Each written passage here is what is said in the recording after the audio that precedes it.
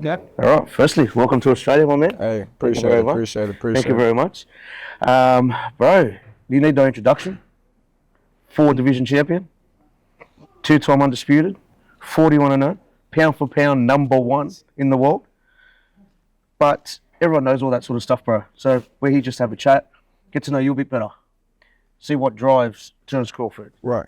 So what's basically to start with, what I already know about you and the love you have for where you're from, which is Omaha, Nebraska. They changed the street name for where you grew up to Terence Bud Crawford Street. Is that right? Yeah. How did that feel, man? Yeah, man. That was a great moment. Brand that's my neighborhood, and that's where it all started. It's where I grew up at, and to call that my hood and have my name, Yeah, no what I doubt. mean, on the street is. And is that the family home? Yeah, that's my street. And it's still there? Still there. Oh, no way. My grandma's still there. No, in the same house. Mama, same house. See, that's something that's homage to you and where you're from, and you still live there. Yeah. And we're talking about the remote control cars and stuff that you're into, and you'll go down to the park in the local area, and people are just coming out like it's just Terence Crawford, where your stay in Australia has been pretty full on for what you're doing, where we don't get the opportunity to see people like you a lot. So the difference between being Terence Crawford at home and being Terence Crawford in Australia, how do you feel? Yeah, so it's different because everybody at home in the city know me since I was a little kid. Yeah. So they used to see me in the stores or around the way. Yeah. It's not a surprise because I'm always out doing something, regular. Yeah. It's not like I'm always with an entourage or I'm not accessible. Yeah. And it's home. Yeah, That's for where you sure. work for a kid. So it's kind of like when I go to other places and other cities, they don't get to see me. They don't get to experience me like the people back at home. So they flock because they might not get another chance to meet me or take a picture with me or get close to me. So it's like it's a different feeling. Yeah. When you back at home, it's like I don't got to run over there because I might see them later on in the night or I'll see them at the store or things like that, So it's a different vibe, or 9 times out of 10, they already had that fan experience. That's right. And welcome for us, we couldn't be any further away from the US. Yeah. So especially when someone like of your stature and what you've achieved, not only sort of boxing, but in business as well. Like I said, with Paco, the guy that drives our ship, started from a clothing brand from a sort of a troubled past to finding his art and graffiti and then turning that into clothes and then turning the clothes into business and finding other avenues onto how to invest and do good things with your money. But coming from someone that didn't really have much opportunity. For you, was there that sort of similar situation of not having much opportunity as a kid? Yeah, for sure. Make something of yourself? Yeah, definitely. When people always ask me, what would I would have been if I wasn't boxing, I say dead or in jail. Yeah, yes. Like that. Boxing was my only out. I didn't have no backup plan. I didn't have nothing. I had to make boxing work, or I'd have been a person that fell to the system of the streets, just like most of the people that I grew up with. Yeah. Yeah, that's full on, man. It's like a very similar story, and something that a lot of people can relate to in Australia. A lot of people come with a lot of areas, especially where we come from, Western Sydney, with not much opportunity to begin with. So you've got to find your own, and like I said, you're either going to end up dead in jail or make something of yourself, or if you do make it out without dying or going to jail, you might be doing something that you're not happy about. But some of the lucky ones, man, we get through, and like yourself, I'm glad that you found your path in boxing. So when you transitioned to say, look, I'm going to take this decision here, I'm either going to go to the streets or I'm going to continue boxing, what age was that where I turned around and said, I'm going to stick to this? Well, I probably was like 14 when I really, I started taking the sport serious. Yeah. 14, 15, traveling around the world. At that age? Yeah, getting to see. That's something that will make you change your ways. Yeah, getting to see, different states and, experience just life outside of Omaha, Nebraska. You know, most of my friends, you know, the only places they been to was cities because I fought there. That was their only reason for leaving the city. So, Yeah. you know, me, you know, as a young kid, being able to experience the world, you know, it was like, man, I get to travel for free. I get to go see this place, this place, this place, you know. And not only that, being at the top of the top with those amateurs, you know, you start seeing yourself, start believing in yourself, and you start saying to yourself, I can make something out of this, Something here. you know. And at that time, I started staying in the gym more. I started taking my craft more serious. Yeah. Like I said, we all know that you're an athlete across many things, like your Hail Mary pass. The other day, yesterday, we were playing a bit of ball. Well, not we, I'd say you. 12 threes in a row, and could have kept going if you wanted to. Yeah. So you are an athlete, but was it literally just sort of boxing because you are good at a lot of things? Did you think, you know, I could have balled, or was it strictly fighting? What you think? No, I could have played basketball. I played basketball in high school. You know, I played a little after high school, but not in college or anything like that.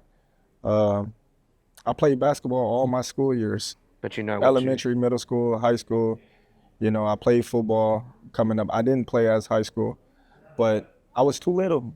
I was like 4'11" in the 9th grade. I don't know what that's like, bro. So I was a little guy, you know, and I used to just tell my mom I'm never gonna get taller.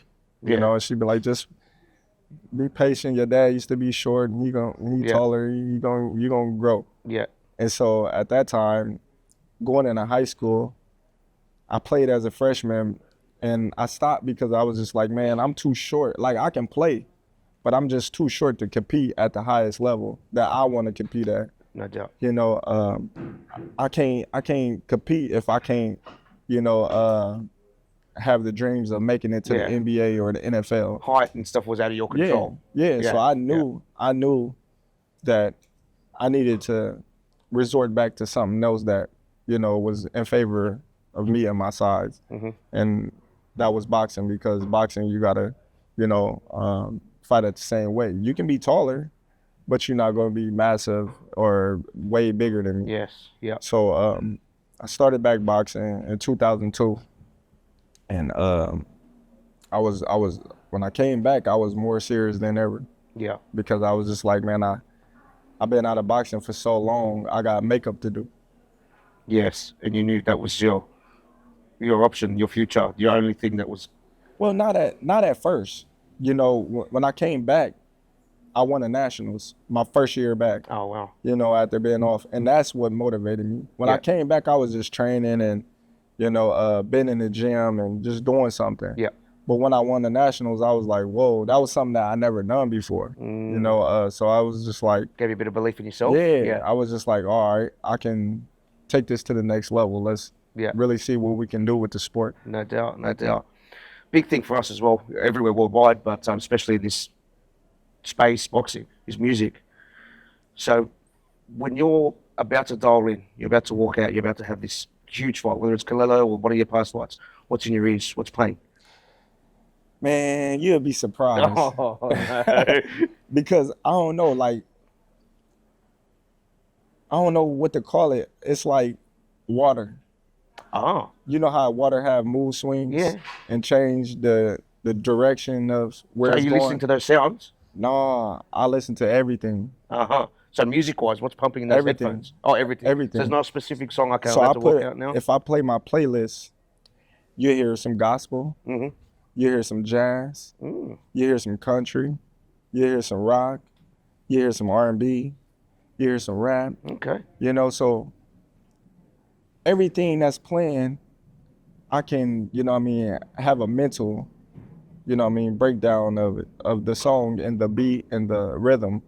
You know, I might hear some shoot 'em up, bang, bang, and it just make me like, man, I want to kill this motherfucker. Well, that's what I mean. You're about to walk out to a fight. Is that what you're hearing? Yeah, I'm just saying, this is how it is. It's like, man, I want to kill this motherfucker. Like, man, he ain't gonna So beat you me. let your playlist just run its course. If Celine Dion comes on, it's Celine Dion. And then I can hear some Anita Baker, There and you I'd be go. like, man, you got to control yourself. I see. You know, because you can't go in there with too much emotions. Yes. You know, and I might hear some Rocky coming on, and then it just give me the energy to like tell myself like, ain't no easy way out. You gotta work. You gotta So whatever grind. pops up on that playlist, you've got a different There version you of go. how to perceive it in your mind to how you're going to handle that. Because the fight or fight is whatever's not coming up. never going to be on the same accord. Yeah. You're gonna have ups and downs. So your emotions are gonna flare up. So for me personally, I like to go through all those transitions of emotions in the back before I fight. Obviously, Canelo, that's your big fight. Do you think this is your biggest fight of your career coming today? Hands down. Hands down. Hands down. And obviously, no doubt, there's a W on the end of this. For sure. How's it finishing? Me with my hand rolls. Simple. Simple. However I got to do it, I just got to make sure that it happens. So obviously, you're fighting in September. So now we're in end of May, last day of May today. Is that basically home today, back to Omaha or Colorado where you spend camp? And is that it straight in now till September? Yeah, we working. Yeah. We working. We getting our body prepared to go to camp. And once we go to camp, it's full steam ahead. Yeah, no doubt. Well, we all back you, man. Your whole family here at J-Up, bro. We'll be watching you. We'll be backing you. And hey, bro, you might even see us ringside there. Oh yeah, for sure, man. Pull up. Around sort of Nebraska or everywhere where you traveled, what's your fashion? What influences you fashion-wise, and when you get dressed in the morning? What's your style? I don't get into it. What's your style? What do you like wearing? Man, I like wearing like sweats, jumpsuits, like something comfortable. And doesn't matter where you're going, you'll dress comfortable. Yeah, no matter where I'm going. See, my thing is, I never got into that.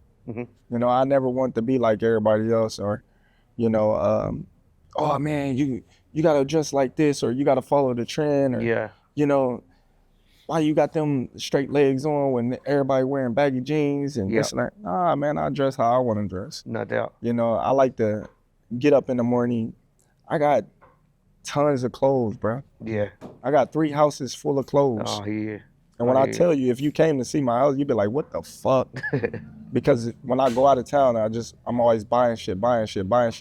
Because we don't have the luxury of buying like Gucci, Louis, Prada, and all those, high-end brands in Omaha. We don't have them stores. So when you're out, you'll make sure. So when I go out of town, I'm always buying, but I never wear it. So I don't know what the fuck I'm buying. I see you, bro. I see you on your socials. You're there. No, I wear it here and there, but I'm saying on a day-to-day. On the day-to-day, it's the sweats. Like I just, you know what I mean? Like I just grab something and just throw it on. Yeah.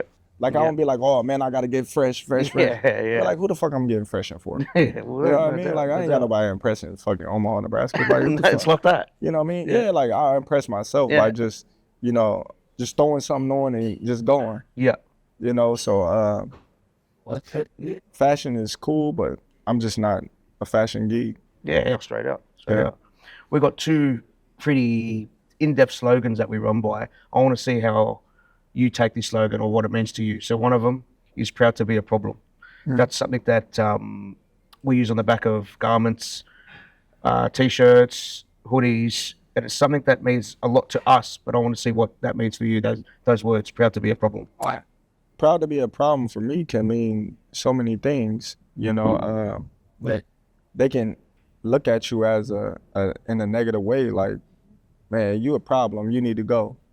And you can be proud for what you're standing up for. Yeah. You can be standing up for, something that you feel is right. Yep. And they can look at you and say you a problem. And you can be like, well, I'm proud to be a problem because, I'm not in the same category as those people. I'm the lone wolf. Yes, bro. Or you can, put it in a different perspective of, them talking highly of you. Yeah. Like, don't mess with that dude. He's a problem. Yeah. He can play or he can fight. No doubt. And you looking like, yeah, I'm proud to be a problem, That's pretty much how we see it, man. Like, it's for everyone's interpretation. Yeah. But being sort of our culture with the streetwear and the type of guys in our industry, like everyone's welcome with us. And like I said, everyone came from a sort of a tough childhood or tough upbringing. So when we have it on our slogan on our shirt, the person that doesn't understand will see proud to be a problem as in like, oh, well, you're proud to be disruptive. No.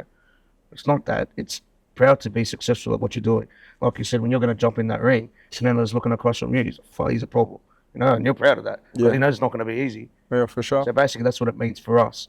The other one, which is pretty much been around here the longest, and is on a lot of our clothing. It's on the pants you're wearing now. Is play for keeps. What do you take from that, bro? Anything I do, I play for keeps. That's You know what I exactly it. mean? It ain't no ifs, ands, buts about it. You know, whether it's in the ring, on the streets, or just life in general, you got to play for keeps. That's you it. know? That's it. That's what it means to us, too, bro. Yeah. Exactly that. You nailed it, bro. Man, I appreciate you spending the time with me. I love that you came out to Australia, and hopefully we can see each other again. It's been a pleasure. You're a gentleman, bro. And from all of us at G'd Up, our inner circle, we wish you the best of luck when it comes down Canelo, bro. And we're backing you for the W.